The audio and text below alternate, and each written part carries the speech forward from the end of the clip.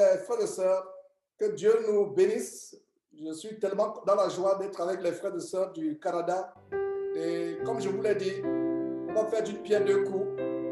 On va poursuivre avec cette série qui a été interrompue il y a plusieurs mois. Cette série qui a été interrompue et on va voir la partie 41 du plan quotidien. Je vous prie de tourner vos Bibles dans Apocalypse chapitre 3. Nous voyons les grands avertissements que le Seigneur donne aux 7 églises de l'Asie, à partir du chapitre 2, verset 1.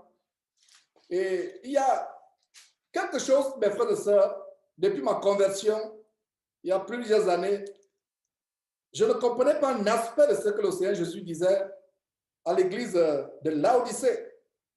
Et pour ceux qui ne le savent pas, l'église de Laodicée était caractérisée par le luxe, l'enrichissement, le luxe, l'amour du monde. Et il faut bien comprendre le contexte de ce que je vais vous dire. Le sujet de cette partie 41 du pain quotidien, c'est les versets 15 et les versets 16. Et pendant des années, mes frères, depuis ma conversion, je n'avais jamais compris ce que je suis sur le point de vous lire. Donc, lisons Apocalypse chapitre 3, verset 15. Le Seigneur Jésus dit ceci: je connais tes œuvres. Ça, c'est l'église de Laodicée. Je connais tes œuvres. Je sais que tu n'es ni froid ni bouillant.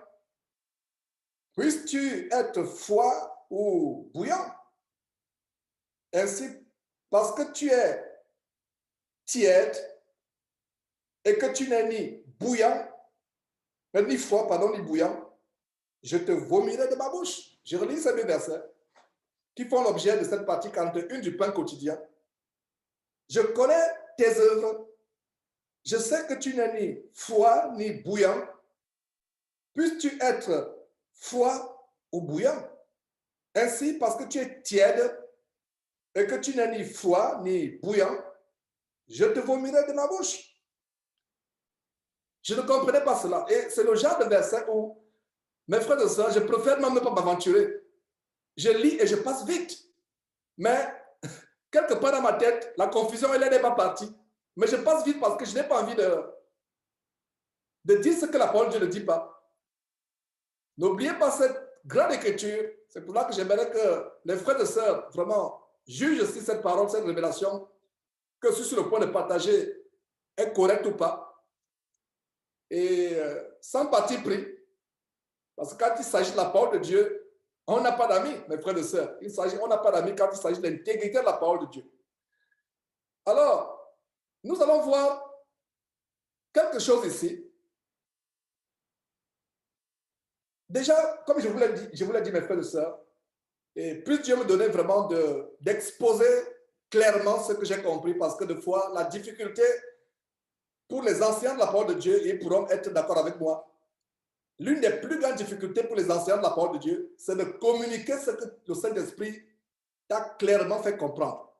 Alors, je comprenais de cette manière, être froid vis-à-vis de Dieu et être bouillant vis-à-vis de Dieu. Si on n'est ni froid ni bouillant, comment on peut être à la fois froid et à la fois bouillant? Et c'est pour cela qu'il y avait la confusion. Ça n'avait pas de sens. Et je crois que c'est la raison pour laquelle beaucoup d'entre vous avaient aussi ou ont toujours cette confusion. Comment on peut être en même temps froid et en même temps bouillant vis-à-vis de Dieu? Vis-à-vis de Dieu, ça n'a pas de sens. C'est ainsi que ce verset m'est venu à l'esprit. Genèse chapitre 45. Et nous allons faire l'étude approfondie de Genèse verset après verset. Pour ceux qui n'ont pas encore suivi, allez le suivre. Pour ceux qui n'ont pas encore suivi au moins 2 fois, allez le suivre au moins 2 fois. Pour ceux qui n'ont pas encore suivi au moins 3 fois, allez encore suivre pour la 3e fois, 2e ou 3e fois, ainsi de suite. Alors, il y a quelque chose qui attire mon attention à Genèse et peut-être qui va être la lumière sur cette confusion que j'ai eue pendant des années au sujet d'Apocalypse chapitre 3, verset 15 à 16, que comment ça, on n'est pas froid vis-à-vis de Dieu, on pêche, on n'est pas bouillant vis-à-vis de Dieu, on pêche. Voilà, je dois repréciser que pendant des années, j'avais des problèmes, mais comment se fait-il qu'on n'est pas bouillant vis-à-vis de Dieu, c'est un péché. On n'est pas froid vis-à-vis de Dieu, c'est un péché. Alors, en lisant Genèse, chapitre 45, pour gagner du temps, je vais lire. Genèse 45. Il s'agit de quoi? Si vous lisez le contexte de cette histoire, Joseph avait été vendu en Égypte par ses frères qui avaient un esprit de jalousie. Et justement, nous allons voir un des esprits impurs dans la Bible, c'est l'esprit de jalousie. Comment il se manifeste? Et il se manifeste davantage dans les couples. Donc, ce grand enseignement sur tous les esprits impurs de la Bible, je l'anticipe aussi. Alors, Joseph avait été vendu, ses frères étaient jaloux de lui. Joseph a été un des enfants que Jacob a eu dans sa vieillesse. Il était aimé par Jacob. Jacob lui avait donné une tunique par signe de cet amour qu'il avait. Ses frères étaient jaloux de lui. Donc, pour la petite histoire, pour être bref, ils ont comploté son meurtre. Mais comme le dessein de Dieu était sur le plan, était en train de s'accomplir avec Jacob, ses frères lui ont épargné la vie, ils l'ont vendu aux marchands ismaélites ou mandjanites. Et ils ont monté une abominable ruse. Ils ont pris sa tunique, ils ont déchiré, ils ont trempé dans le sang d'un agneau. Ils sont partis dire à son père que voilà la tunique de ton enfant, si tu peux le reconnaître. Et le père lui a déduit que son enfant avait été dévoré par un fauve. Alors, nous voyons, si vous lisez tout le contexte, comment Dieu était avec Joseph, le plan de Dieu pour Israël s'accomplissait à travers Joseph. Il a eu des tribulations, un jeune homme qui avait peur de pécher. Et vous vous rappelez quand la femme perverse, abominable de Potiphar, femme adultérine, frivole, langoureuse, voluptueuse, a voulu séduire Joseph, a voulu l'amener à commettre l'adultère avec lui. Joseph s'est crié, un jeune homme, un adolescent qui s'est crié, comment commettre un si grand péché et pécheresse contre l'Éternel. Il s'est enfui, il est passé au travers de la fournaise ardente, comme Shadrach, Meshach et Abednego en Daniel chapitre 3. Et la bonne nouvelle, c'est que quand on passe au travers de la fournaise ardente à cause de notre intégrité, Dieu est avec nous, il ne nous abandonne pas, il nous soutient. Alors Dieu l'a fait traverser la fournaise ardente, il est allé en prison, et cette prison, c'était son élévation plus tard au point de devenir le numéro 2 de l'Égypte, pour ne pas dire le numéro 1 de l'Égypte. Il n'y avait que le trône qui faisait que Pharaon soit au-dessus de Joseph, mais techniquement, administrativement parlant, politiquement parlant, Joseph était l'homme le plus puissant, la personnalité la plus puissante de l'Égypte à l'époque. C'est lui qui avait les clés du trésor. C'est lui qui avait les clés de la Grèce, de l'Égypte à l'époque. Alors, qu'est-ce qui se passe donc? C'est pour ça que je voulais vous donner un petit background historique. Et qu'est-ce qui se passe? Vous voyez l'histoire où il y a eu la famine qui a frappé une bonne partie de la terre, y compris Israël, et les frères, à l'instigation de leur père, étaient amenés à aller chercher les vivres en Égypte. Et vous lisez cela, lisez cette parole. Et donc, voilà ce qui se passe. Genèse chapitre 45, au verset 25, qu'est-ce que nous lisons? Les frères de Joseph, remontaient de l'Égypte et ils arrivaient dans le pays de Canaan, auprès de Jacob leur père. Il lui dit, Joseph vit encore. Et c'est même lui qui gouverne tout l'Égypte. Mais le cœur de Jacob resta froid parce qu'il ne croyait pas. Il resta foi. Mettons ce verset ensemble avec Apocalypse chapitre 3, versets 15 et 16. Si tu n'as ni foi, ni bouillant, il faut que tu sois soit foi, soit bouillant. Alors, le cas de Joseph resta foi.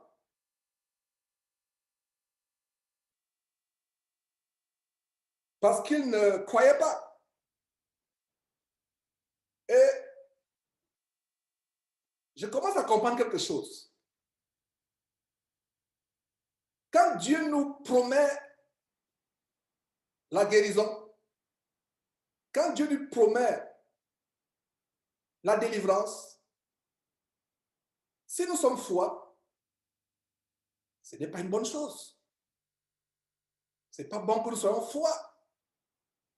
Son cœur était foi parce qu'il ne faisait pas quoi? Il ne croyait pas. Alors, qu'est-ce que le Seigneur Jésus voulait nous montrer? Pour lui, il faut être foi pour plaire à Dieu, pour ne pas être vomi de lui et de Dieu son Père, ou il faut être bouillant.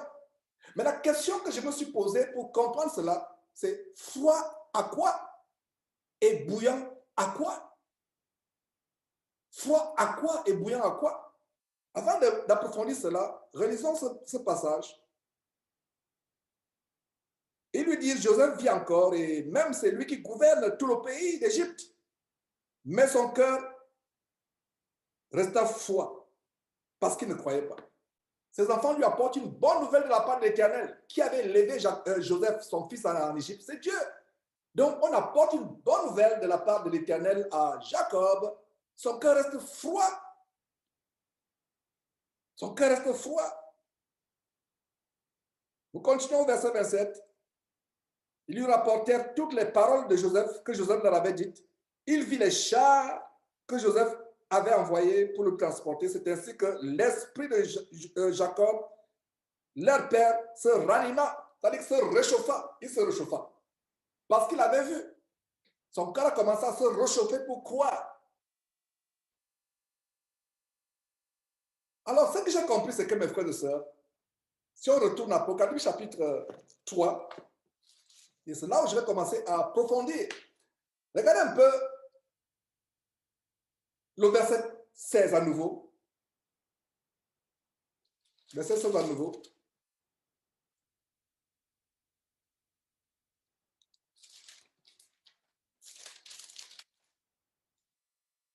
Ainsi, parce que tu es tiède et que tu n'es ni froid ni bouillant, je te vomirai de ma bouche. Parce que tu n'es ni froid ni bouillant. Le mélange du froid et du chaud forme ce qui est tiède. Et ça mettait encore, ça augmentait ma confusion. Mais comment on peut mélanger le froid et le chaud? Parce que pour ceux qui ont fait chimie, et même pas, vous n'avez pas besoin de faire chimie, prenez des glaçons, une eau remplie de glaçons. Vous avez deux gobelets, un gobelet, une carafe remplie d'eau avec des glaçons. Vous avez une autre carafe remplie d'eau bouillonnante. Vous les mélangez, vous avez la tiédeur. Donc, tu n'as ni foi, tu désobéis à Dieu, il va te vomir. Son fils Jésus va te vomir. Tu n'as ni bouillant, c'est-à-dire chaud de manière effervescente, il va te vomir. Parce qu'il n'y a pas de mélange. Et Dieu a en horreur le mélange. Est-ce que vous commencez à comprendre? J'espère que vous commencez à comprendre. Le mélange du froid et du chaud donne un produit qui est tiède. C'est-à-dire qu'il n'est ni chaud, ni froid. Et une eau, mes frères et sœurs, qui n'est pas suffisamment froide ou qui n'est pas suffisamment chaude, produit quoi? Une eau tiède. Donc, il faut éviter le mélange. Le mélange de quoi? Le mélange entre la froideur et l'effervescence.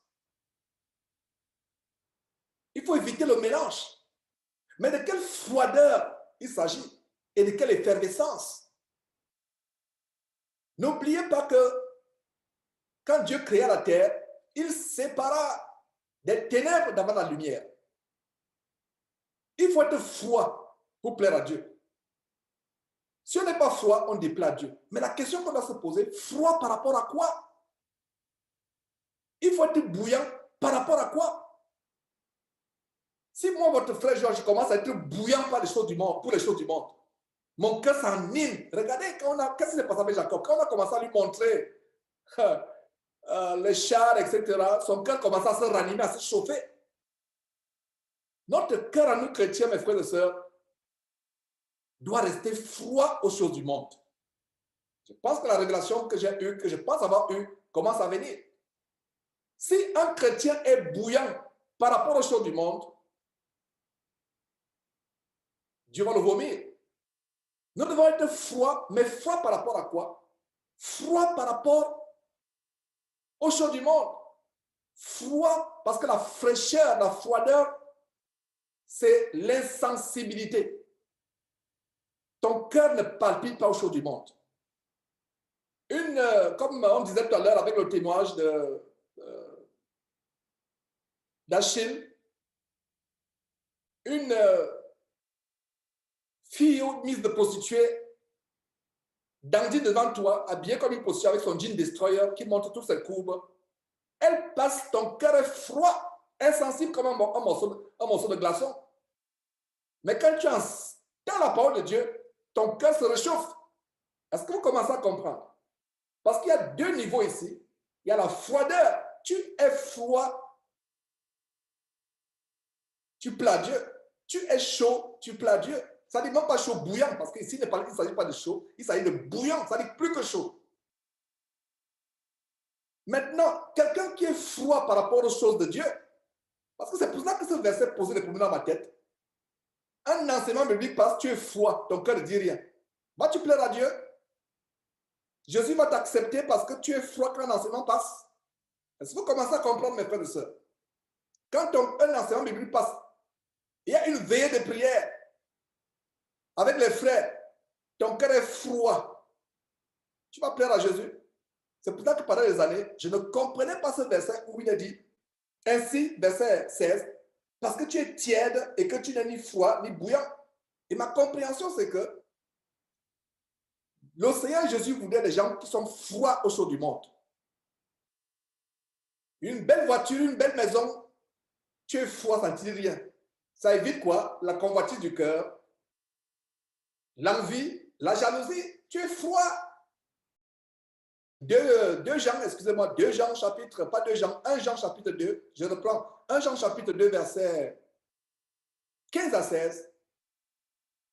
N'aimez pas le monde, ni les choses qui sont dans le monde. Ça veut dire quoi? Mon cœur est insensible aux choses du monde. Mon cœur est insensible à la gloire du monde, aux richesses du monde. Regardez quand le Seigneur Jésus a été tenté par le diable dans le désert. En Luc chapitre 4 ou en Matthieu chapitre 4, son cœur était froid à la proposition du diable.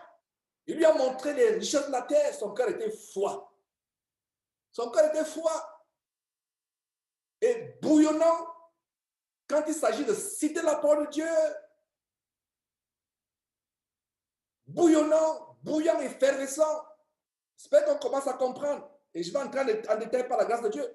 Donc, ma compréhension, et c'était comme une lumière qui a jailli dans mon intelligence après des années que je ne comprenais pas ce verset. Nous devons être froids à tout ce qui est dans le monde. On doit être froid aux attaques. Qu'est-ce qui chauffe les bagarreurs? Les insultes, n'est-ce pas? Regardez, quand 2 personnes se bagarrent, pour nous qui avons grandi dans les quartiers bouillants en Afrique, la bagarre se chauffe parce que soit les gens ont les veines chauffées par la bière ou l'alcool, soit le cœur est chauffé par les insultes, on t'insulte. Mais nous, chrétiens, quand tu es froid aux insultes, on t'insulte, tu es froid, ça te fait sourire. On t'attaque, tu es froid. On te provoque, tu es froid. Je pense que nous commençons à comprendre de quelle froideur le Seigneur Jésus parlait. Parce qu'il dit que si toi, son disciple, tu n'es pas froid, il va te vomir. Si tu n'es pas bouillant, il va te vomir. Et à un moment, je me suis dit, mais Seigneur, je n'aimerais pas être froid vis-à-vis de toi. Mon cœur vis-à-vis de toi, mon Dieu, mon Seigneur Jésus, mon Dieu, mon Père, Père du Seigneur Jésus, mon cœur ne voudrait pas être froid à l'égard de ta parole. Notez très bien que la froideur égale insensibilité. Froideur égale insensibilité. Donc, le Seigneur Jésus dit ceci. Si nous ne sommes pas froids aux choses du monde, nous ne sommes pas froids à nos pulsions, à nos émotions, quelqu'un t'insulte, c'est comme un bloc de glace. Ne te réchauffe pas. Pour qu'il y ait bagarre ou querelle, il faut 2 personnes. Quand une personne se retire, la bagarre finit. Donc, il y a la froideur. Tu es insensible aux attaques. Tu ne te chauffes pas quand on t'insulte. Tu ne te chauffes pas quand on te calomnie. Tu ne te chauffes pas. Ça, c'est une froideur que nous devons avoir pour plaire à Dieu, pour qu'il ne nous vomisse pas. Pour que son fils Jésus ne nous vomisse pas. Ça, c'est une froideur. Une autre froideur, ton cœur est insensible aux choses de ce monde. Regardez le cœur de Jacob qui a commencé à se ranimer. Alors encore lire cela, mes frères et sœurs. Son cœur commence à se réchauffer. Puisse Dieu rendre notre cœur contraire à celui. Il a fallu que Jacob voit ces choses pour que son cœur se réchauffe. N'est-ce pas? Nous chrétiens, ma prière c'est qu'au fur et à mesure que nous progressons au Seigneur Jésus, que notre cœur ne se réchauffe pas à cause des belles maisons, à cause des belles fringues, à cause des bijoux, à cause des choses de la terre, que notre cœur soit froid comme un bloc de glace, comme de la graisse. Notre cœur ne palpite pas, il ne bat pas. Une prostituée passe dans la rue. Notre cœur ne bat pas, il ne palpite pas. Notre sang ne se réchauffe pas. Mes frères et sœurs, je ne vais pas entrer dans les détails des cours d'intimité. Ce serait malsain de le faire. Mais pour qu'un homme puisse aller avec une femme, il faut que son sang se chauffe. C'est pour ça que ça produit l'effet que vous pouvez imaginer. Je ferme la parenthèse rapidement. Pourquoi beaucoup de frères et sœurs tombent dans l'adultère? Parce que quand une femme passe dans la rue, ton cœur se chauffe. Tu sens ton sang qui se chauffe. Et ça produit des soubresauts dans certaines parties de ton corps. Il y a des réactions, homme ou femme. Tu es froid. Tu fais comme Jacob, pas comme Jacob, comme Job, en Job chapitre 31, qui avait fait un pacte avec ses yeux. Mes yeux, vous ne tomberez pas sur une prostituée, que ce soit dans la rue, dans un magasin, dans un quartier, que ce soit sur Internet. Et même si mes yeux tombent sur la nudité ou une image impudique, mon sang ne se chauffe pas. Mon sang reste froid. Regardez ce qui s'est passé avec Jacob. Qu'est-ce qui a amené Jacob à avoir son cœur réchauffé? Parce qu'il a vu. Donc, si Jacob n'avait pas vu les biens, les trésors d'Égypte que ses enfants lui avaient portés, son cœur ne serait pas devenu chaud.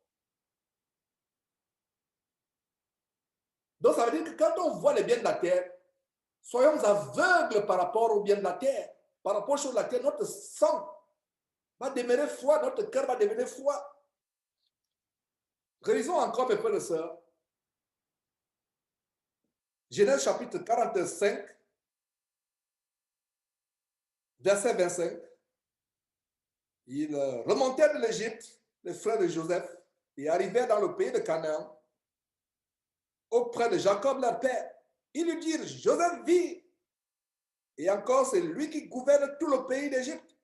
Mais son cœur, le cœur de Jacob, resta froid. Jacob a péché parce que son cœur est resté froid à la promesse de Dieu.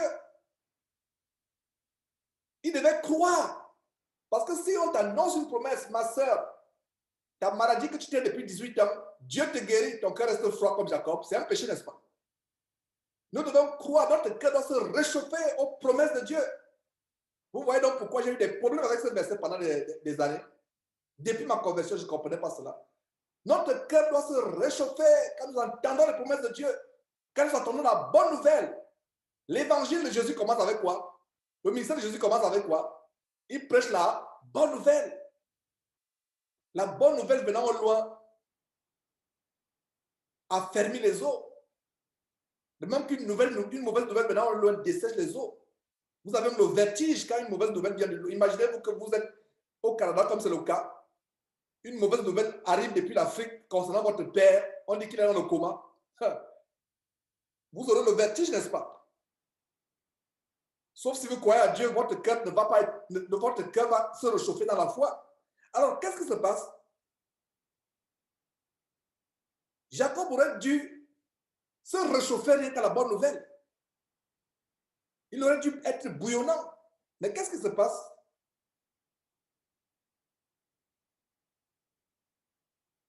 Mais le cœur de Jacob, la fin du verset 25, resta froid parce qu'il ne croyait pas. Regardez, souligné, parce qu'il ne croyait pas. L'incroyance dans le cœur des chrétiens font qu'ils soient froids à l'égard de Dieu. Je reprends, l'incroyance, le manque de foi. Qu'est-ce qui fait qu'on soit bouillonnant vis-à-vis de Dieu? C'est la foi aux promesses de Dieu. On aime la parole de Dieu. Comme David pouvait dire, je sais ta parole contre mon cœur pour ne pas pécher contre toi. Je crois, je me confie en toi. Voilà ce qui anime, qui ranime notre esprit. Qui ranime. Je sais ma parole contre toi pour ne pas pécher. Excusez-moi, je sais ta parole contre moi. Excusez-moi, c'est lapsus. Je sais ta parole contre moi pour ne pas pécher contre toi. Voilà. Donc, verset 25. Mais le cœur de Jacob resta froid parce qu'il ne croyait pas. Le manque de croyance. Vous voyez donc pourquoi j'ai des problèmes à comprendre comment. Mais comment le Seigneur Jésus peut-il nous dire d'être froid? Comment il peut nous dire d'être froid? Je ne serai pas froid vis-à-vis des promesses de mon Père, de Dieu mon Père. Mais je serai froid par rapport aux attaques de l'ennemi, aux insultes. Matthieu chapitre 15, verset 11 à 12. Heureux serez-vous quand on vous attaquera. Je connais le cœur des frères et sœurs qui ont été affligés par d'autres frères et sœurs dans l'église au Pérou. Leur cœur est devenu froid. Il y a des gens qui ont été tellement blessés dans les églises, que ce soit les églises bâtiments, que ce soit les églises de maison, que leur cœur devient froid vis-à-vis d'autres. Vous rencontrez un nouveau frère, votre cœur est froid. Vous pensez seulement à ce qu'un frère en Christ vous a fait. Est-ce une bonne chose? Ce n'est pas une bonne chose. Alors, froid par rapport à quoi? Nous avons ouvert notre maison à plusieurs personnes et plusieurs de ces personnes nous ont déçus, mon épouse et moi. Si notre cœur devient froid, ce n'est pas une bonne chose. Ça veut dire que notre cœur doit continuer à être bouillonnant pour l'hospitalité, effervescent pour l'hospitalité. On nous insulte, nous ne sommes pas froids.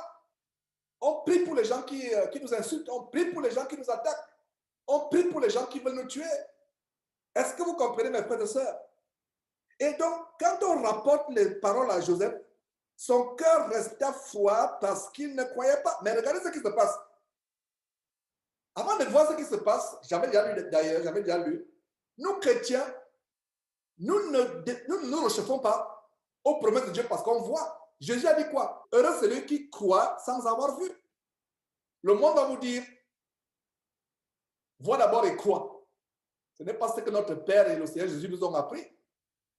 Le Seigneur Jésus nous a dit, heureux celui qui croit sans avoir vu. Jacob n'avait rien vu.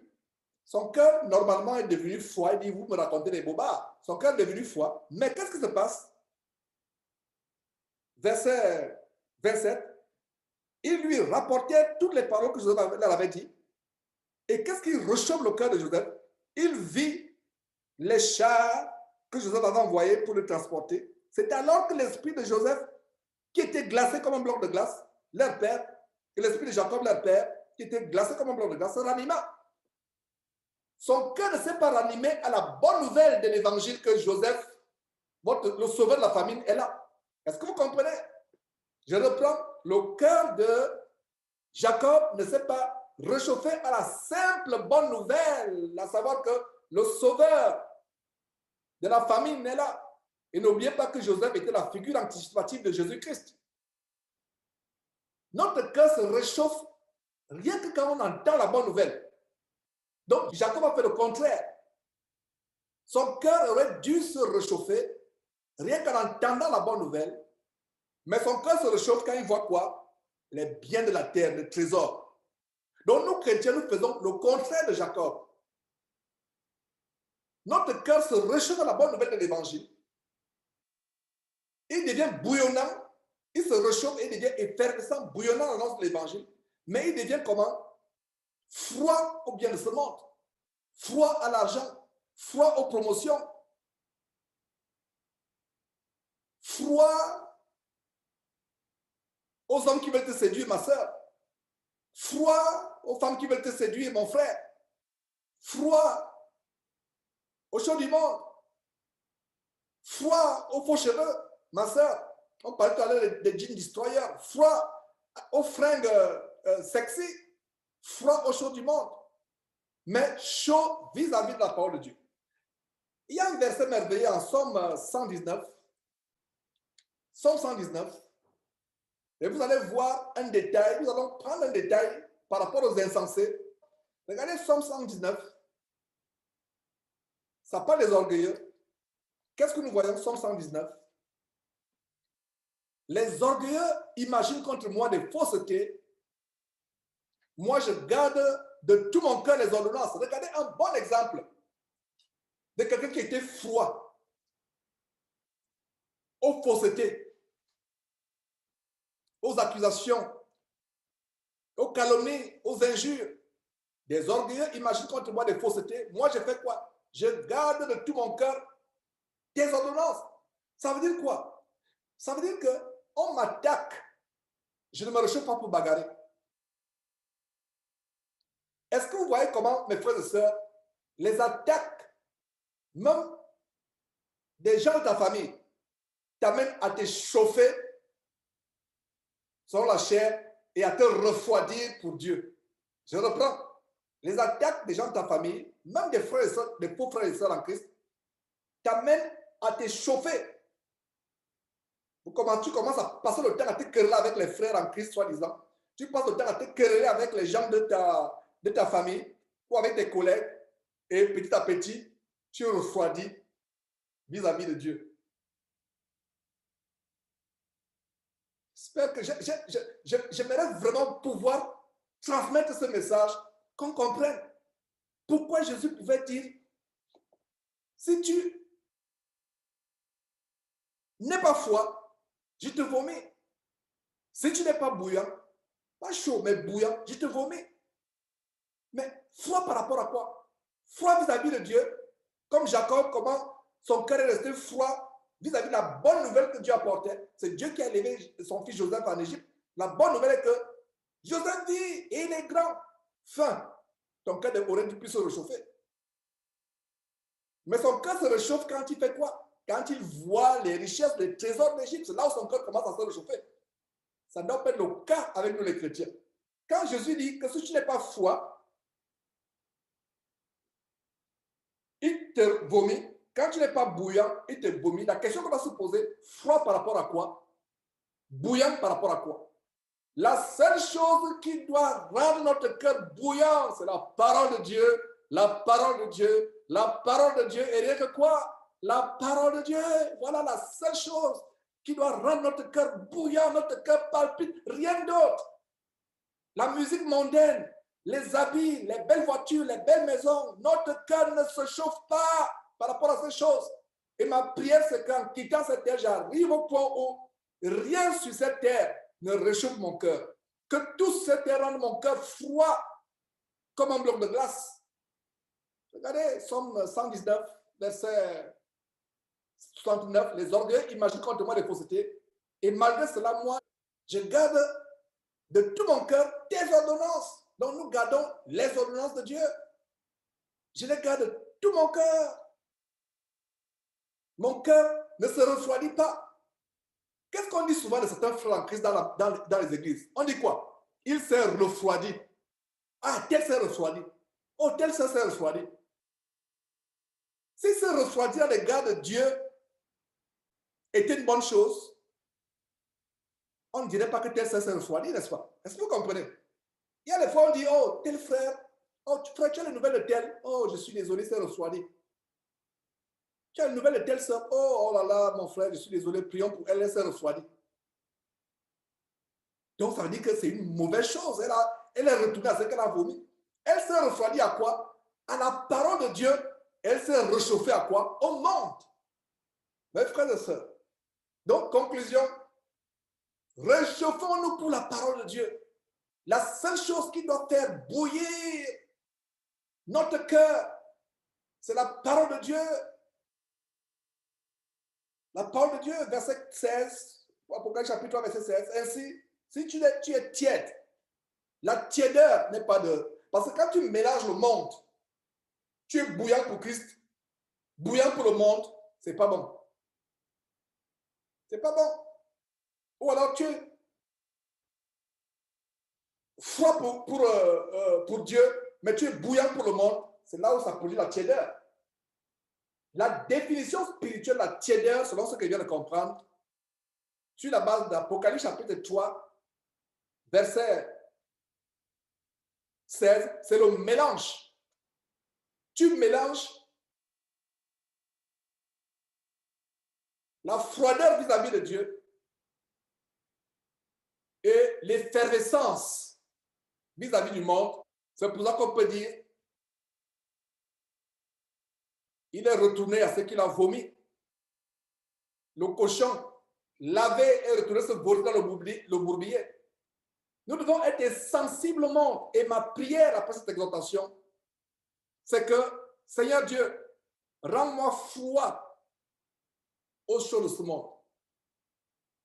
Le cœur de Jacob aurait dû être effervescent, bouillonnant, rien qu'à la bonne nouvelle, à savoir que Joseph, le préfigurateur de Jésus, le sauveur de la famille et de tout Israël, vit, point trait.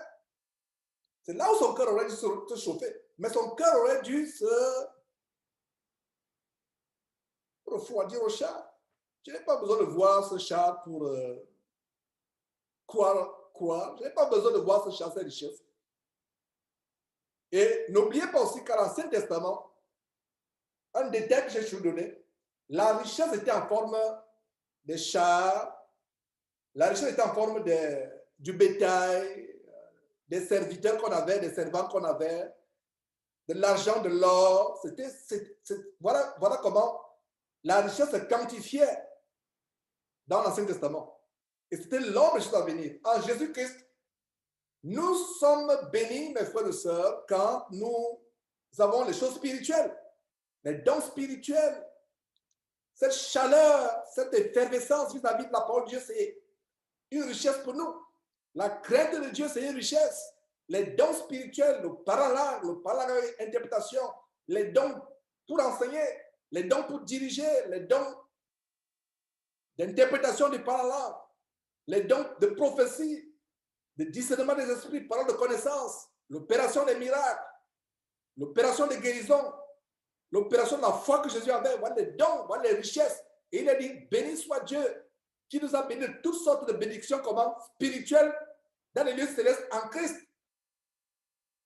Et c'était normal que le cœur de Jacob se réchauffe à la vue du char, à la vue des trésors qui étaient venus de l'Égypte. Mais nous, aujourd'hui, notre cœur ne se réchauffe pas à la vue des choses de la terre.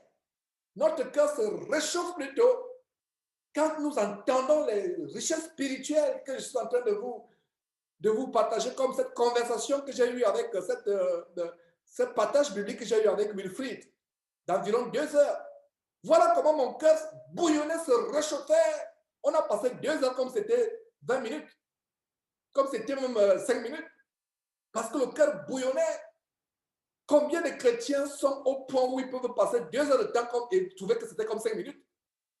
Il y a des gens qui disent, genre, tes enseignements là sont longs.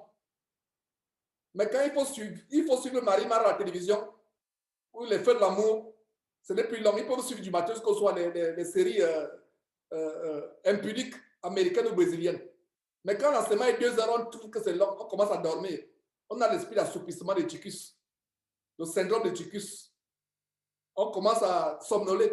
Parce que le cœur est froid vis-à-vis de la parole de Dieu. Tu te mets à prier. Après 5 minutes, tu commences à somnoler. Tu trouves la prière pénible. Toi qui avais toi dont le cœur brûlait pour louer Dieu. Toi dont le cœur brûlait pour louer Dieu, pour glorifier Dieu. Toi, dans le cœur brûlait pour glorifier Dieu. Ton cœur bouillonnait pour lire la Bible. Tu deviens froid vis-à-vis des choses de Dieu. Donc, ma compréhension, mes frères et sœurs, c'est que Jésus dit quoi?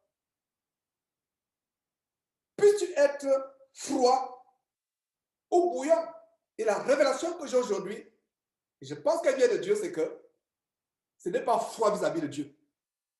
Si c'était froid vis-à-vis de Dieu, on ne dirait pas, oh, tel ça s'est refroidi. Oh, tel frère s'est refroidi, retourne au monde. Ma compréhension, c'est que on est froid vis-à-vis des choses de la terre. On est froid vis-à-vis de nos émotions. On ne réagit plus.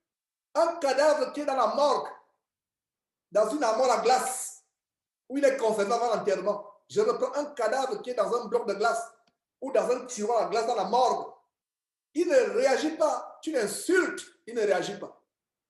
Tu le tapes, il ne réagit pas. Tu dis au cadavre, regarde comment il est vilain, laid, il ne réagit pas. Tu l'insultes, il ne réagit pas parce qu'il est froid, il est mort, il est froid. Un cadavre est froid. Mais nous qui sommes vivants, avec le sang bien chaud qui se chauffe, on t'insulte, tu bondis pour aller bagarrer. On t'insulte, tu réponds. La séduction de la terre. Tu vas sur Internet pour regarder les saletés. Tu vas sur YouTube pour regarder la pornographie. Parce que ton cœur n'est pas froid à ces choses. Il y a des gens qui disent, mes frères, comment pourrais-je être délivré de la pornographie et de la masturbation? La réponse est que, mon frère, à partir d'aujourd'hui, ton cœur doit être froid. Une image jaillit de WhatsApp. Et en passant de WhatsApp, la sagesse voudrait qu'avant d'ouvrir une vidéo comme vous avez sur WhatsApp ou une photo, posez la question, il s'agit de quoi? Parce que beaucoup de frères se sont retrouvés en train de voir des choses horribles qui les hantent pendant des années et des années. Le diable pour nous attaquer.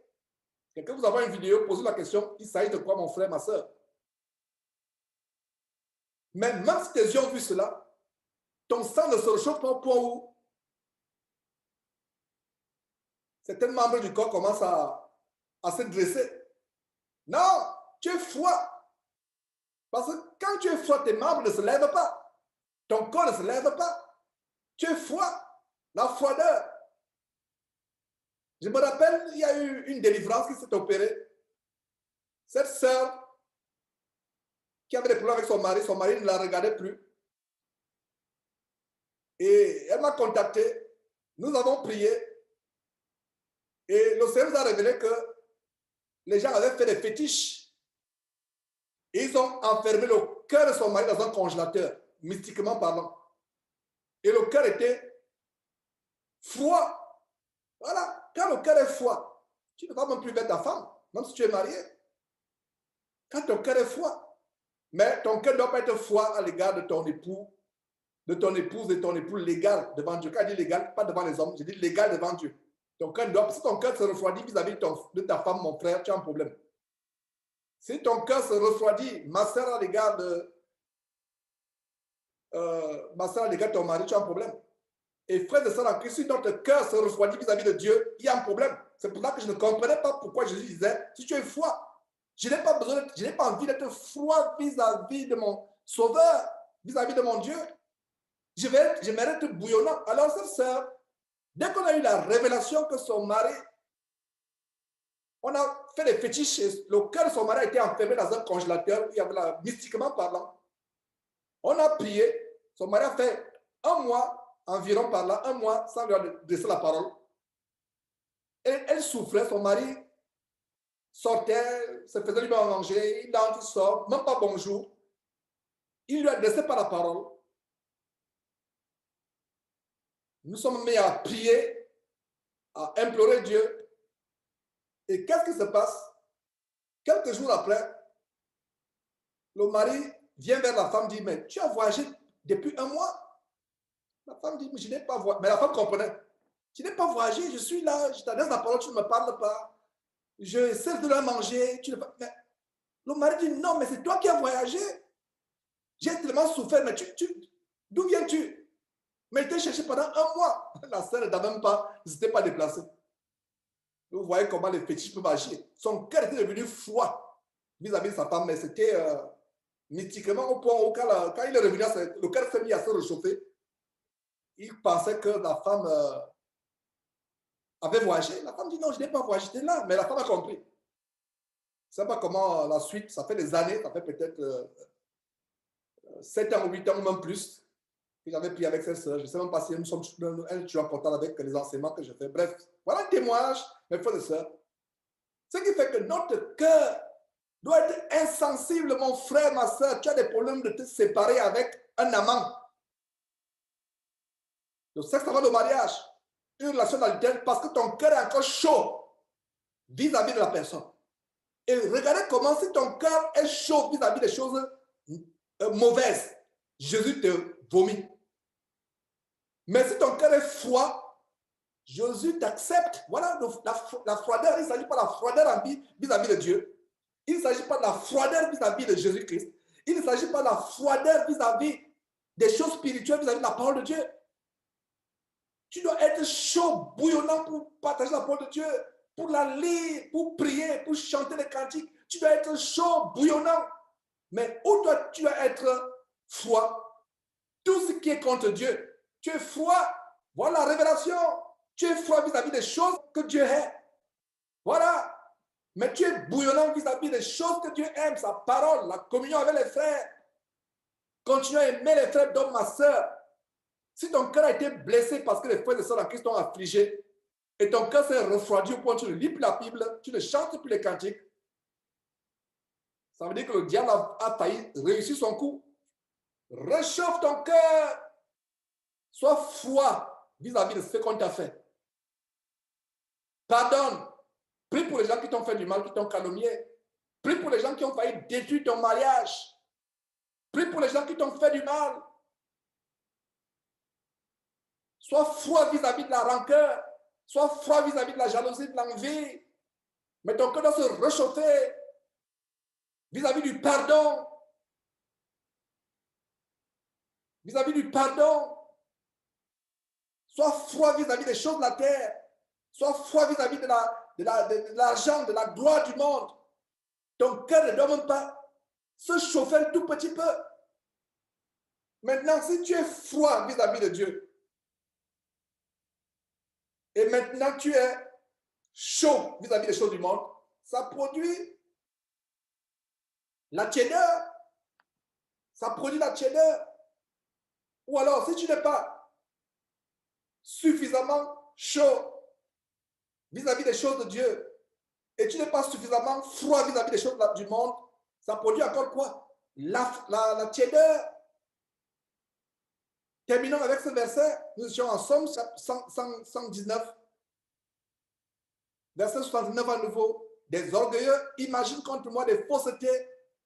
Moi, je garde de tout mon cœur. Tes ordonnances à toi, Seigneur Dieu, je les garde de tout mon cœur. Les faussetés, les fausses accusations, les calomnies des ennemis ou des faux frères, des faux sœurs ne vont pas amener mon cœur à devenir froid vis-à-vis de Dieu. Au point où je ne chante plus les cantiques, je ne lis plus la Bible, je ne prie plus. Au contraire, mon cœur devient froid au point où je n'ai pas de rancœur dans mon cœur concernant. Mon cœur devient froid au point où je n'ai pas de rancœur. Mon cœur se réchauffe plutôt à les pardonner. Je n'ai pas de rancœur. Mon cœur se réchauffe pour les choses de Dieu. Mais regardez le verset 70, toujours Somme 119, verset 70. Leur cœur est insensible comme la graisse. Moi, je fais mes délices de la loi. Regardez. Leur cœur est insensible comme la graisse. Regardez un peu un morceau de graisse. Au Cameroun, il semble que le port de Tchanga est réputé. Je ne sais pas pourquoi. Pour ceux que les Camerounais qui sont à Tchang, je ne sais pas pourquoi, je ne sais pas si vous avez entendu parler, j'entends souvent le port de Tchang, le port de Tchang. Ce n'est pas parce qu'il n'a pas de graisse, mais imaginez-vous que le port de notre région, vous prenez un bloc de graisse, vous le déposez là, il est insensible. Prenez même un couteau, piquez. La graisse ne réagit pas. Insensible.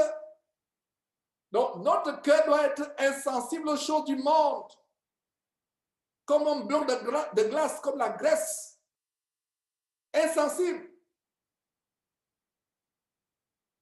Donc, leur cœur est insensible comme la graisse. Voilà comment un qualificatif destiné aux insensés peut être utile pour les chrétiens.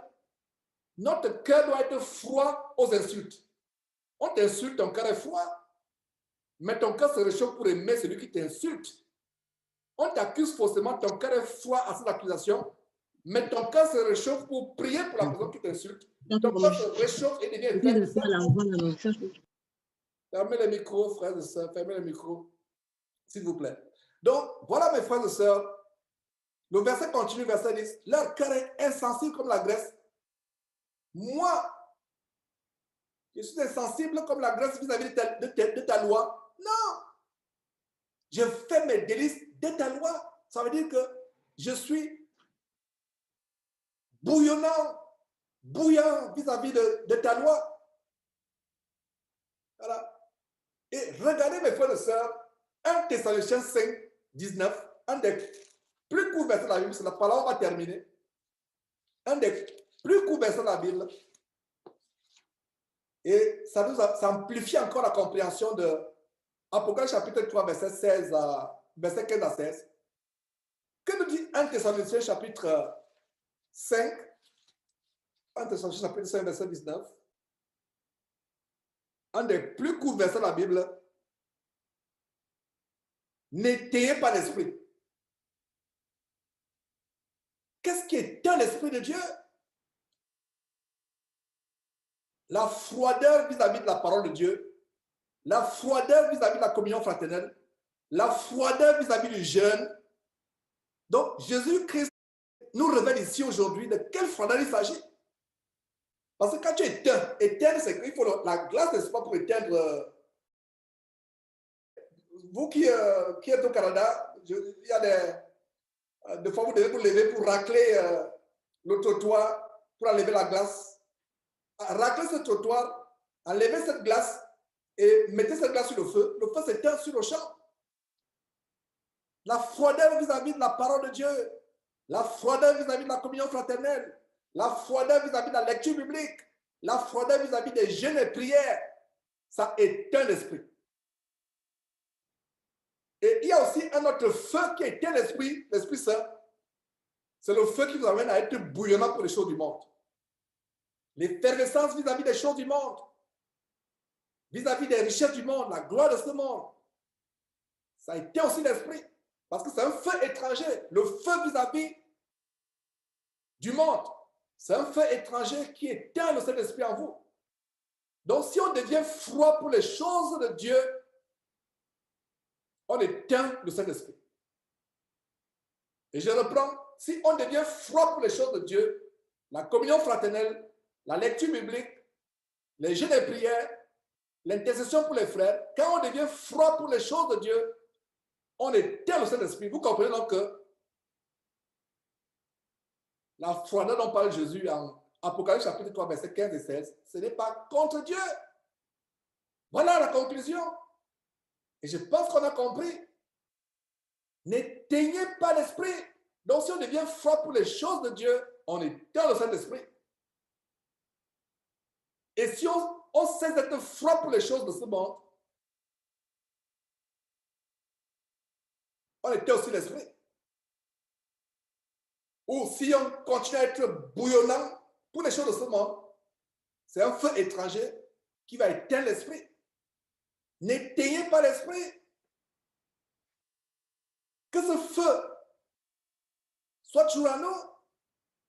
Nous devons ranimer le don qui est à nous, le don du Saint-Esprit. Et rappelez-vous dans Actes chapitre 4, verset 2, quand les premiers disciples ont été baptisés du Saint-Esprit, il a dit que des langues semblables des langues de feu, des langues semblables des langues de feu, se détachaient, se posaient sur eux. Et Jésus avait promis qu'ils devaient être baptisés du Saint-Esprit. Même Jean a dit, moi je vous baptise d'eau pour vous amener à la repentance, mais celui qui vient après moi est plus grand que moi. Il vous baptisera du Saint-Esprit et du feu. Le Saint-Esprit s'accompagne avec le feu. C'est le feu. Et c'est ce feu qui fait qu'on soit bouillant. Quand on éteint le feu du Saint-Esprit en nous, on éteint l'esprit. N'éteignez pas. On éteint quoi? on éteint ce qui était allumé. Regardez la parabole des 10 vierges, 5 folles, 5 sages en Matthieu chapitre 25. Les 5 sages maintenaient leur feu allumé. Le feu à l'intérieur de la lampe était allumé avec l'huile. Ils maintenaient. Les hommes qui s'étaient assoupis, l'assoupissement, c'est aussi le symbole du refroidissement. Ils étaient assoupis du sommeil spirituel. Elles sont assoupies. Ça a causé quoi? La froideur. Et ça a fait quoi? Ça a éteint les lampes. Voilà, mes frères et sœurs. Donc, nous cessons d'être froids pour Dieu.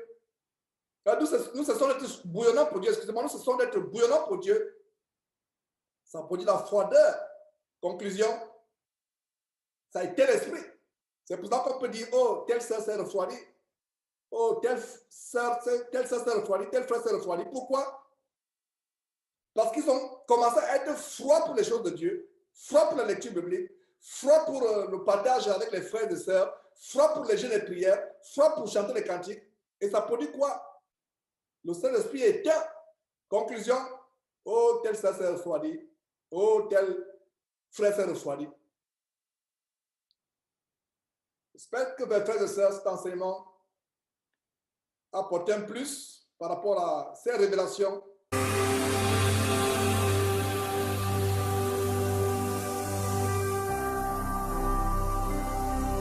Jésus-Christ TV, vous connaîtrez la vérité et la vérité vous affranchira.